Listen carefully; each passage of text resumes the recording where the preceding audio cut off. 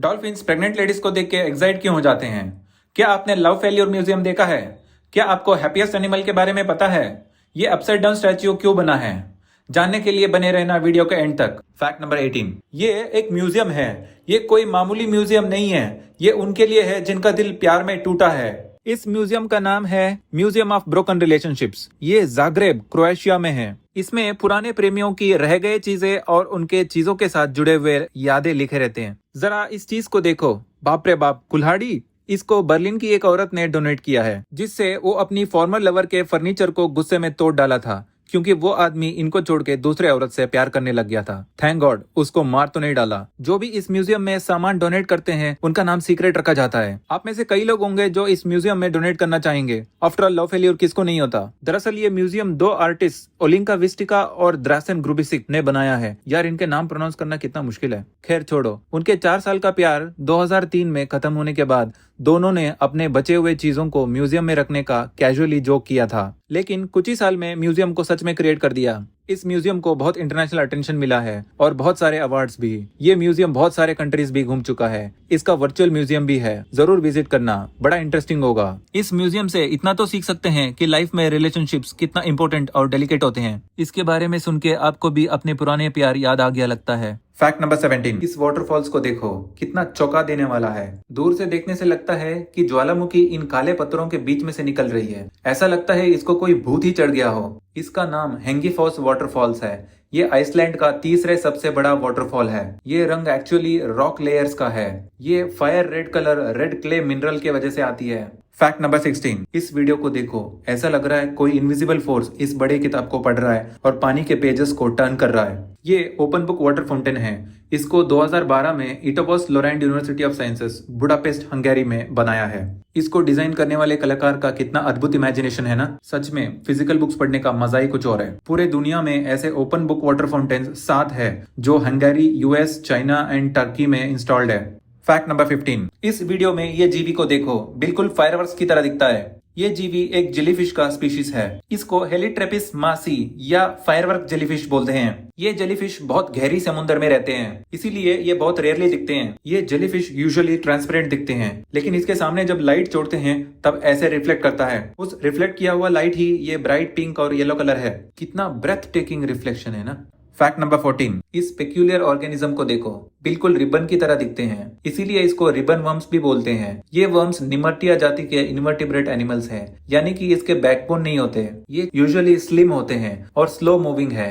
ये yellow, orange, red, green colours में भी होते हैं। ज्यादातर ये स्पीशीज कार्निवरस होते हैं। इनके इतना लंबा सूंड मुंह के अंदर छिपा रहता है, जैसे कि आप देख रहे हो कोई शिकार मिलते ही सूंड बाहर आती है और उससे विनम छोड़ते हैं, और अटैक खत्म होते ही सूंड को वापस अंदर लेते हैं। इनका रेस्पिरेशन स्किन से होती है और इनके अंदर हार्ट भी नहीं होती। फैक्ट नंबर 13, इस वीडियो को देखो, ये उल्टा स्टैचू है। ये उल्टा स्टैचू ऑस्ट्रेलिया के मेलबोर्न सिटी में लाट्रोब यूनिवर्सिटी में है। ये स्टैचू चार्ल्स लाट्रोब का है, जो मेलबोर्न का सबसे पहला लेफ्टिनेंट गवर्नर था। ये लगभग 16 फुट लंबा है और इसको polyester resin, fibre glass, polystyrene, polyurethane और स्टील से बना है। इसको उल्टा स्टैचू बनाने का यही पर्पस था कि एक एजुकेशनल इंस्टीट्यूशन को पुराने यूजलेस आइडियाज को उलट पलट करके उसके जगह पे नया यूजफुल आइडियाज को लाना। कितना प्रोग्रेसिव और क्रांतिकारी सोच है ना। फैक्ट नंबर 12, विंड एनर्जी एक एफिशिएंट रिन्यूएबल रिसोर्स है। अब तक विंड एनर्जी को हम बड़े बड़े विंड मिल्स, पहाड़ों में, कोस्ट लाइन्स में यूज करते आए हैं। यहाँ तक कि फ्लोटिंग विंड फार्म्स समुद्र के अंदर से भी यूज किया है। लेकिन क्या आपने विंड टर्बाइन वॉल के बारे में सुना है? यस, दीवार में ही छोटे छोटे टर्बाइंस होते हैं इसमें। इस काइनेटिक वॉल में स्पिनिंग रोटेटरी ब्लेड्स होते हैं। बाहर की हवा से जब इतने सारे ब्लेड्स स्पिन करते हैं तो अंदर एक मिनी जनरेटर रन होती है, जिससे इलेक्ट्रिसिटी पैदा होती है। इस विंड टर्बाइन वॉल से एक घर की बिजली की सारी जरूरतों को पूरा कर सकते हैं। फ्यूचर में हम अपने इलेक्ट्रिक कार्स को भी इन्हीं से रिचार्ज कर सकेंगे। फैक्ट नंबर 11, इस वीडियो को देखो, ये क्या है जो सांप की तरह स्लोली लाइन में चल रही है? ये फंगस नेट इंसेक्ट के लार्वे हैं। इस इंसेक्ट को ब्रेडिसिया ओसिलैरिस कहते हैं। ये इंसेक्ट यूजुअली मिट्टी में मरे हुए और सड़े हुए चीजों पे फीड करती है और इनके लार्वे सॉइल से बाहर आती है अपना लाइफ साइकिल पूरा करने के लिए। ये कभी कभी इतना ज्यादा साथ में इकट्ठे हो जाते हैं और एक के ऊपर एक रेंग के चलते हैं। कभी कभी 4-5 फीट लंबे दिखते हैं। सच में अगर ऐसा कुछ रास्ते में मिला, डर तो जरूर लगता है। फैक्ट नंबर 10, इस लाइब्रेरी को देखो, ये बिल्डिंग की बाहर का आर्किटेक्चर बिल्कुल बुक शेल्फ की तरह दिखता है। कितना क्रिएटिव डिजाइन है। ये बिल्डिंग पहले एक बैंक हुआ करता था, कैसे ब्यूटीफुली इसको लाइब्रेरी बना दिया। ये कांसास सिटी पब्लिक लाइब्रेरी है, मिसौरी यूएसए में। इस आर्किटेक्चर का हर एक किताब अप्रोक्सीमेटली 25 फीट लंबा है और 9 फीट चौड़ा है। टोटली इस बुक शेल्फ आर्किटेक्चर में 22 वर्ल्ड फेमस बुक्स है, जिनको इस लाइब्रेरी के रीडर्स ने चूज किया है। इस लाइब्रेरी को बाहर से देखकर ही पढ़ने को इतना जबरदस्त इंटरेस्ट आता है। फैक्ट नंबर 9, इस पिक्चर को देखो, रात की आसमान में फायरवर्क्स की तरह दिखता है ना। ये एक्चुअली कैक्टस के अलग अलग वेराइटीज है, जिनको ऊपर से फोटो लिया गया है। कितना स्टनिंग दिखता है। इसको पोस्टर बना के दीवार पे लगाने लायक है। फैक्ट नंबर 8, इस पिक्चर को देखो, बिल्कुल KFC चिकन जैसा दिखता है। दरअसल ये रेड कैल्साइट क्रिस्टल है, मेनली कैल्शियम कार्बोनेट होता है इसमें। अगर कोई इसको KFC चिकन समझ के खाएगा तो उसको डेंटिस्ट के पास जरूर भागना पड़ेगा। खैर जो भी हो, KFC चिकन खाने का तो मजा ही कुछ और है।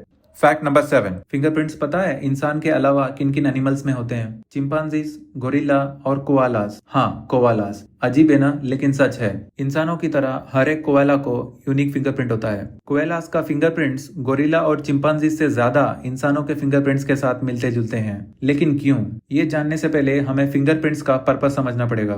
फिंगरप्रिंट्स की वजह से जब हम कोई ऑब्जेक्ट को पकड़ते हैं, उसका ग्रिप बढ़ जाता है। फिंगरप्रिंट से हमारी टच सेंसेशन भी शार्प रहती है, जिसके वजह से हम ऑब्जेक्ट्स के फाइन डिटेल्स को अप्रिशिएट कर सकते हैं। जब हम कोई ऑब्जेक्ट्स पे हाथ फिराते हैं तो स्किन में बहुत छोटे छोटे वाइब्रेशंस प्रोड्यूस होते हैं और हमारा नर्व्स इसको डिटेक्ट करता है। फिंगरप्रिंट्स के वजह से ये वाइब्रेशंस 100 गुना बढ़ जाती है। कोआलास बहुत चूजी होते हैं खाने में। वो सिर्फ और सिर्फ यूकलिप्टस लीव्स, वो भी यंग लीव्स को खाना प्रेफर करते हैं। इसीलिए उनके सेंसिटिव फिंगर्स यूकलिप्टस लीव्स को आइडेंटिफाई करने के लिए स्पेशलाइज हुआ है। कितना अमेजिंग है ना नेचर। क्योंकि कोआलास ऑस्ट्रेलिया में ज्यादा देखने को मिलती है, वहाँ पे कहीं क्राइम होता है तो बहुत बार फोरेंसिक टीम कोआलास के फिंगरप्रिंट को इंसानों के फिंगरप्रिंट समझ के कंफ्यूज हो जाते हैं। फैक्ट नंबर 6, मानो कि आप एक रेस्टोरेंट में सूप ऑर्डर किया और फ्रेंड के साथ बात करते करते आपका सूप ठंडा हो गया। इसके लिए जापान के एक नूडल शॉप के पास सोल्यूशन है।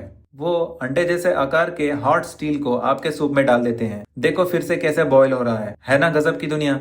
फैक्ट नंबर 5, क्या आपको पता है एलिफेंट्स को पसीना सिर्फ उनके उंगलियों के बीच में से निकलती है? इस फोटो में आप देख सकते हो। क्योंकि एलिफेंट्स का इतना बड़ा शरीर है, अगर स्वेट ग्लैंड्स पूरे बॉडी में होता तो शरीर से फ्लूइड लॉस बहुत ही ज्यादा होता। उनका स्किन रफ और थिक होता है, जिसके वजह से स्किन में माइक्रोस्कोपिक क्रैक आ जाते हैं। इसके कारण उनके स्किन एक पोरस मेम्ब्रेन की तरह काम करता है, जहां से शरीर से पानी डायरेक्टली एवोपरेट होता है बिना कोई पसीने के।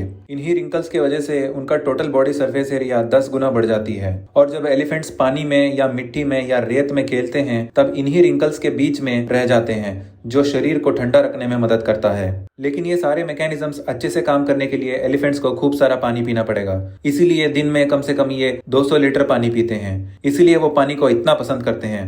फैक्ट नंबर 4, पायरोजोम्स सिलेंडर या कोन शेप के कॉलोनीज है, जो लगभग 60 फीट तक लंबे होते हैं और हजारों इंडिविजुअल्स एक पायरोजोम में होते हैं। एक इंडिविजुअल को ज़ूऑइड बोलते हैं। इन पायरोजोम्स को कॉमनली समुद्र के अचार या सी पिकल्स भी बुलाते हैं। ये फ्रीली फ्लोटिंग होते हैं और यूजुअली समुद्र के ऊपरी लेयर्स में निवास करते हैं। इस बड़े पायरोजोम के अंदर एक इंडिविजुअल होता है, वो सिर्फ 4 से 5 मिलीमीटर तक ही होता है और ये सारे छोटे छोटे इंडिविजुअल्स एक कॉमन जेलेटिन मेश से जुड़े रहते हैं। पायरोजोम्स फिल्ट्रेशन से खाना खाते हैं। हर एक ज़ूऑइड का ओपनिंग अंदर और बाहर दोनों तरफ होते हैं, जिससे वाटर फिल्टर करने के साथ साथ माइक्रोस्कोपिक प्लांट सेल्स को भी खा लेते हैं और फिल्टर हुआ पानी ट्यूब के अंदर से बाहर जाती है। खास बात यह है कि पायरोजोम्स ब्राइटली बायोल्यूमिनेसेंट है, यानी कि रात में चमकते हैं, जिससे वो 20 या 30 मीटर की दूरी से ही दिखने लग जाते हैं। कभी कभी पायरोजोम्स समुद्र में नाविकों को नाइट में दिख जाते हैं। कितना मस्त लगता होगा ना उनको। फैक्ट नंबर 3, इस एनिमल को देखो, ये वर्ल्ड का सबसे हैप्पीएस्ट एनिमल है। जब से लोग इनके साथ सेल्फीज पोस्ट कर रहे हैं, तब से पूरी दुनिया इनके स्माइली फेस पे फिदा हो गई है। इसको कॉमनली क्वाकास बोलते हैं। ये रॉटनेस्ट आइलैंड ऑस्ट्रेलिया में दिखते हैं। इनकी एक खास बात है, क्वाकास को जब भी कोई एनिमल अटैक करता है तो वो अपने पाउच से बच्चे को निकाल के एनिमी की तरफ फेंक देता है और ये एस्केप हो जाती है। लगता है कितनी बुरी मदर है, लेकिन इनका न्यूबॉर्न बेबी जब पाउच में रहता है, उसी टाइम पे ऑलरेडी दूसरे बच्चे के साथ प्रेग्नेंट होती है। कितना अजीब है ना। फैक्ट नंबर 2, इस ऑल को ध्यान से देखो, कितने सारे हार्ट शेप के ब्लैक स्पॉट्स है इसके फेदर में। इस ऑल के स्पीशीज को स्पॉट बेलीड ईगल ऑल कहते हैं और ये इंग्लैंड में देखने को मिलती है। कितना गॉर्जियस दिखती है ना। नेचर ने क्या सोचा होगा इसको बनाने के टाइम पे। गजब है भाई। फैक्ट नंबर 1, जैसे डॉक्टर्स अल्ट्रासाउंड करके बेबी को प्रेग्नेंट लेडी के पेट में देखते हैं, ऐसे डॉल्फिन्स भी कर सकते हैं, क्योंकि डॉल्फिन्स हाई फ्रीक्वेंसी साउंड्स या अल्ट्रासाउंड को यूज करके हंट करते हैं और किसी भी चीज का लोकेशन पता करते हैं। ये हाई फ्रीक्वेंसी साउंड वेव्स इंसानों की हियरिंग रेंज से बाहर होती है, इसीलिए हम इनको सुन नहीं सकते। डॉल्फिन्स प्रेग्नेंट लेडीज को देख के एक्साइट हो जाते हैं, क्योंकि उन लेडीज के पेट में बच्चा पल रहा होता है। प्रेग्नेंट लेडीज के आसपास डॉल्फिन्स ज्यादा टाइम स्पेंड करते हैं, मजा आता होगा उनको बच्चों को देख के। कुछ लोग तो ये भी मानते हैं कि डॉल्फिन्स के अल्ट्रासाउंड वेव्स पेट के अंदर बेबी का ब्रेन स्टिमुलेट करते हैं, इसीलिए चाइना में प्रेग्नेंट लेडीज को डॉल्फिन थेरेपी भी देते हैं। अगर यही इंडिया में होता तो लोग डॉल्फिन्स को अल्ट्रासाउंड का डॉक्टर बना देते और पेट में लड़का या लड़की पता लगाने भी डॉल्फिन्स को सिखा देते। वीडियो अच्छा लगा तो लाइक और सब्सक्राइब जरूर करना। अगले हफ्ते फिर मिलूंगा, तब तक के लिए टेक केयर, बाय।